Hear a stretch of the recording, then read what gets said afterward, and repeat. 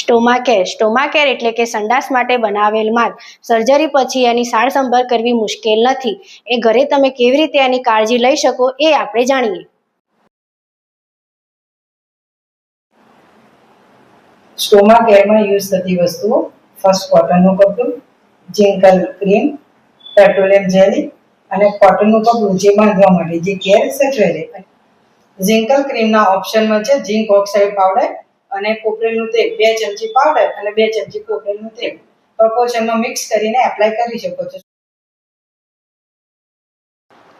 આ છે સ્ટોમા કેરમાં વપરાતી જિંકલ ઓક્સાઇડ ક્રીમ, જે સંડાસની આજુબાજુ લગાવવાની, જે ઝાડો નીચે ના પડે, જેથી બાળકની સ્કિન રેડ ના થઈ જાય અને એને રેશિસ ના થાય. આ એક કોટનનું કપડું લેવાનું છે, જેની ઉપર લગાવવાની છે વેસલીન, ઓનલી વેસલીન.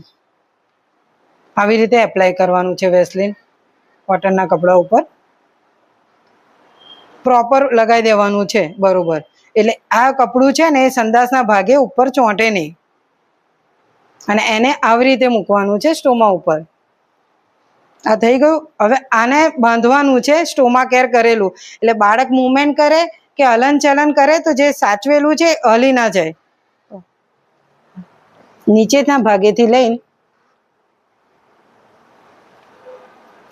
આને છે ને બાળકના જે સ્ટોમા કાઢેલું હોય એની સામેની સાઈડ બાંધવાનું છે, પણ હલકી નોટ મારવાની, ફિટ નહીં.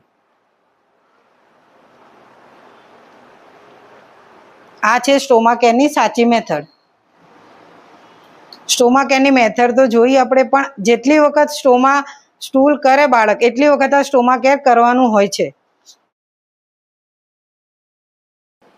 સ્ટોમા કેરની કાળજી બરાબર ના થાય તો તેની આડઅસર: સ્કિન લાલ થઈ જવી, લોહી આવવું અને બાળક સતત રડ્યા કરે છે. જો આવું ના થવું હોય એ માટે બાળકને સ્ટોમા કેર દર વખતે કરવી જરૂરી છે.